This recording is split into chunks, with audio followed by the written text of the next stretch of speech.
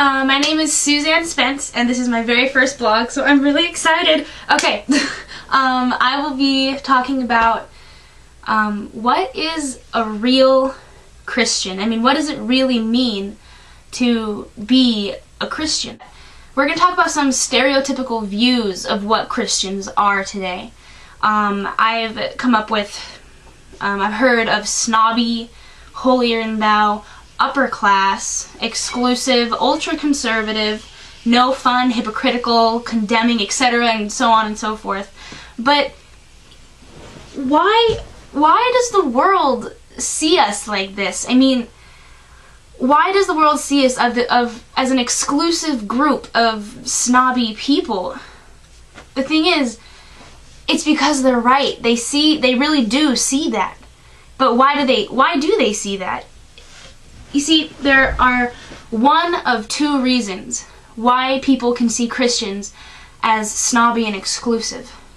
One, it's because they're simply misinterpreting the actions of Christians because they don't quite understand what we're doing or why we're doing it.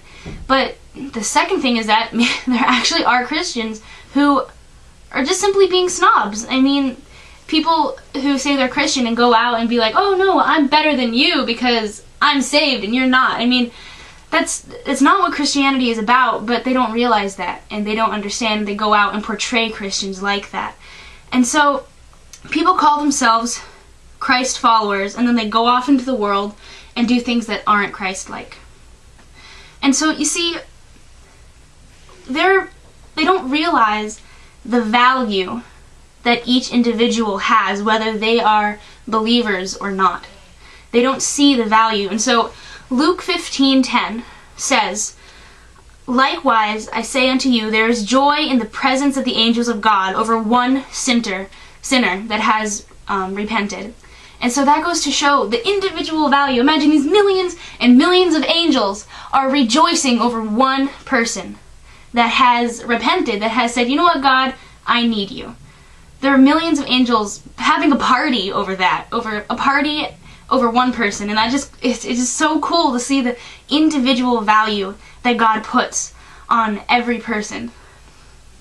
And it's because people, including people who take on the name of Christ, they don't realize the individual value, and sequentially, they condemn and look down upon other people who don't live the same way that they do.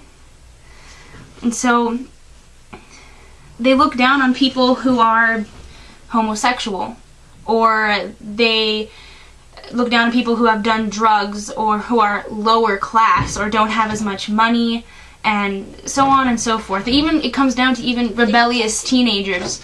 And so let's look at this verse, Romans 3:23 through 24.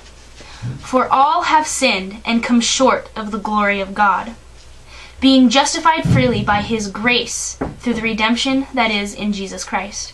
So we are saved by grace alone, and that's it. We're not saved by anything else. The Bible says it. By grace alone we are saved.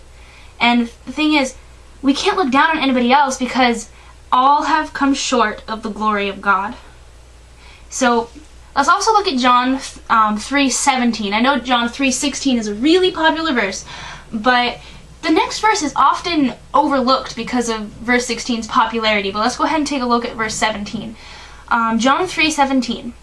For God sent not His Son into the world to condemn the world, but that the world through Him might be saved. So Jesus came to not condemn the world. He came to save the world. So if Christ came and He did not condemn, as Christ followers, we're not supposed to condemn either or act condemning, because who are we to condemn? We can't condemn people. That's solely up to God who is saved and who is not. And then again, it is only by grace that we are saved. And so as Christians, we cannot act condemning or look down our noses at people. It's not our job. It's not who we're supposed to be. And if we're calling ourselves Christians and then we do that, it's misrepresenting who God really is, because that's not what God says He is. So if Christ did not come to this earth to condemn it, as Christians, we cannot condemn people either. I just want to really get that point across to you guys. So, here's the real here's the real question. The question that I really want to get to. What is a real Christian? The Bible reminds us of how God calls us as Christ followers to love and accept others exactly as he loves and accepts us. So let's look at Galatians 5:13. For, brethren, ye have been called unto liberty. Only use not liberty for an occasion to the flesh, but by love serve one another. Okay, what the heck does that mean? Let's break this down. Okay, for, brethren, ye have been called unto liberty. So it's saying, so, people, you've been called to be free. And then the next line says, only use not liberty for an occasion to the flesh. Alright, so don't use the freedom that you've been called to sin. Then the next line says, but by love serve one another. So be loving people. Act as love toward people. And then another verse that points this out, 1 John 4:7, Beloved, let us love one another, for love is of God, and everyone that loveth is born of God and knoweth God.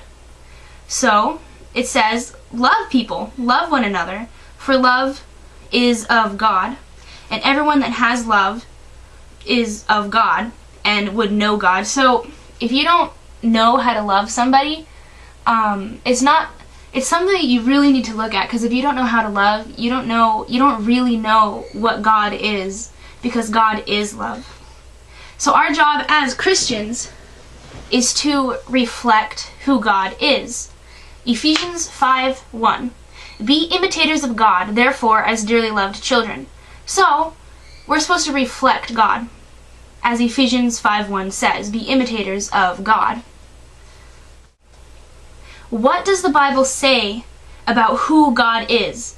We can't really reflect something if we don't know what it is we're supposed to reflect. So let's take a look at what God is. To put it simply, God is love.